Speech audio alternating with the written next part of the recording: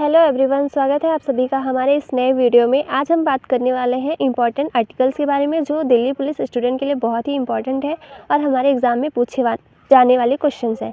जो आप देख रहे होंगे लगातार जो बच्चे रिव्यू दे रहे हैं उसमें आर्टिकल्स के बारे में पूछे जा रहे हैं, तो मैंने आज सारे इंपॉर्टेंट आर्टिकल के बारे में लिख के लाई हूँ जो आपको बताने वाली हूँ। तो एग्जाम में जाने से पहले एक बार इस वीडियो को जरूर देख लेना। चलो वीडियो स्टार्ट करते हैं। सबसे पहले अनुच्छेद 12 में देखेंगे। 12 से लेकर 35 तक जितने भी अनुच्छेद है उसमें हमारे मौलिक अधिकार का वर्णन है।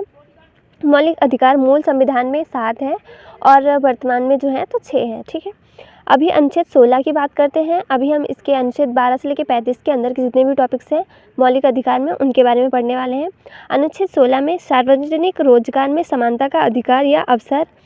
और 16 के चौथे नंबर में है पिछड़े वर्ग के लोगों को राज्य का अधिकार आरक्षण देने में, मतलब राज्य के जो हमारे नेता मुख्यमंत्री जो कोई भी होते हैं ना उनको अधिकार है कि पिछड़े वर्ग वाले लोगों को आरक्षण दें। अनुच्छेद 17 में अस्पृश्यता का उन्मूलन यानी छुआछूत के बारे में है। अनुच्छेद 18 में उपाधियों का उन्मूलन। अनुच्छेद 19 में स्वतंत्रता का अधिकार लेकिन संवैधानिक दायरे में रहकर।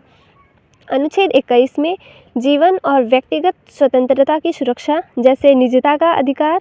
और दूसरा है अगर मतलब किसी के साथ कोई दुर्घटना हो जाती है, सड़क हादसा होता है, तो आप पहले उसको हॉस्पिटल लेके जाओ, उसके बाद उसमें कानूनी कार्यवाही होगी, इस चीज़ का अधिकार हमें दिया गया है। 21 का ए पॉइंट है जिसमें है प्रारंभिक शिक्षा का अधिकार, निःशुल्क एवं अनिवार्य शिक्षा।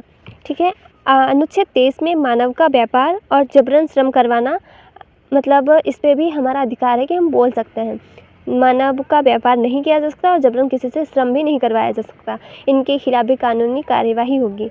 अनुच्छेद 24 में 14 साल से कम आयु के बच्चे को कारखाने में काम करवाना अनिवार्य नहीं है, आप उनसे काम नहीं करवा सकते। बाल मजदूरी पर रोक लगाया गया है। अनुच्छेद 25 में धार्मिक स्वतंत्रता का अधिकार, अंतरात्मा की स्वतंत्रता, यानी कि आप किसी भी धर्म को अपना सकते हो, ये खुद की इच्छा होती है, इसमें आपको किसी भी तरह का रोक नहीं लगाया जा सकता।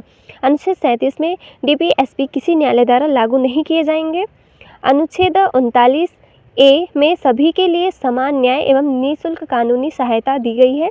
अनुच्छेद 40 में ग्राम पंचायतों का संगठन गांधीवादी सिद्धांत के अंदर आता है। ठीक है, अंदर है ये। अनुच्छेद 41 में कुछ मामलों में काम, शिक्षा, लोक सहायता पाने का अधिकार है। ठीक है, तो ये हो गए। अब हम नेक्स्ट देखते हैं। अभी बात करेंगे अनुच्छेद 43 नंबर का जिसमें कर्मकारों के लिए निर्वाह मजदूरी। अनुच्छेद 44 में समान नागरिक संहिता नागरिकों के लिए है। अनुच्छेद 45 बाल्यावस्था की देखभाल और शिक्षा का प्रावधान 6 वर्ष से कम आयु के बच्चों के लिए। अनुच्छेद 48 कृषि और पशुपालन संगठन है। अनुच्छेद 48 में ए है पर्यावरण, वन तथा वन्य जीवों की रक्षा। अनुच्छेद 50 में कार्यपालिका से न्यायपालिका का पृथक्करण। अनुच्छेद 53 में है संघ की कार्यपालिका शक्ति। अनुच्छेद 60 में राष्ट्रपति की शपथ है। अनुच्छेद 61 में राष्ट्रपति पर महाभियोग चलाने की प्रक्रिया। अनुच्छेद 64 में उपराष्ट्रपति का राज्यसभा का पदेन अध्यक्ष। अनुच्छेद 66 में है उप राष्ट्रपति का निर्वाचन। अनुच्छेद 72 में है क्षमादान की शक्ति, जो राष्ट्रपति किसी की सजा कम कर सकता है या हटा सकता है। अनुच्छेद 77 में भारत सरकार के कार्य का संचालन राष्ट्रपति के नाम से। अनुच्छेद 79 में संसद है। अनुच्छेद 80 में राज्यसभा। अनुच्छेद 81 में लोकसभा। ये तीनों जो है ये तीनों इम्पोर्टेंट्स हैं।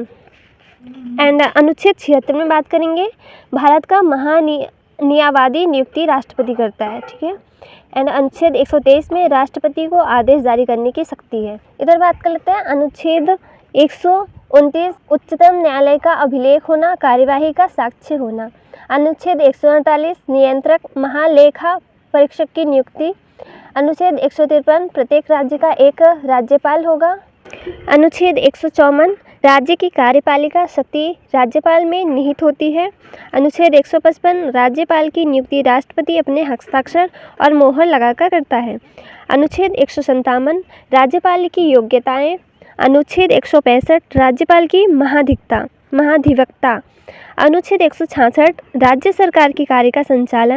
अनुच्छेद 213 में राज्यपाल को आदेश जारी करने का अधिकार। अनुच्छेद 253 संसद को भारत के संपूर्ण क्षेत्र में कानून बनाने का अधिकार। अनुच्छेद 280 वित्त आयोग वर्तमान में 16 वित्त आयोग चल रहा है। 16वां मतलब 16 नंबर का वित्त आयोग चल रहा है वर्तमान में। अनुच्छेद 312 अखिल भारतीय सेवाएं। अनुच्छेद 315 यूपीएससी एसपीएससी का वर्णन किया गया है। अनुच्छेद 316 में सदस्यों की नियुक्ति और उनके कार्य से संबंधित है। अनुच्छेद 320 आयोग यूपीएससी के कर्तव्य कार्य का वर्णन है। अनुच्छेद 338 में राष्ट्रीय अनुसूचित जाति आयोग एनसीएससी के गठन का प्रावधान है। अनुच्छेद 338 ए में भारतीय संविधान में राष्ट्रीय अनुसूचित जनजाति आयोग एनसीएसटी का वर्णन है। 338 बी में है एनसीबीसी से संबंधित राष्ट्रीय के पिछड़ा वर्ग शामिल है इसके अंदर। फिर आता है अनुच्छेद 343 संघ की राजभाषा हिंदी और लिपि देवनागरी होगी। अनुच्छेद 344 राज्यभाषा आयोग और संसद की समिति का गठन।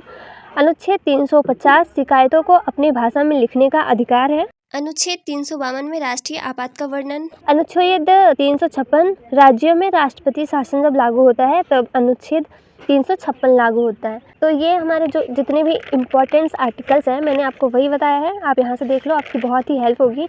एग्ज़ाम में जाने से पहले आपने अगर एक बार भी ध्यान से इन सारे आर्टिकल्स को पढ़ लिया तो आपके लिए बहुत ही अच्छा होगा। एंड अगर आपको किसी और टॉपिक पे वीडियो चाहिए होगी तो कमेंट में बता देना, मैं उस टॉपिक पे भी बना दूँगी। तो चलो मिलते हैं फिर नेक्स्ट वीडियो में।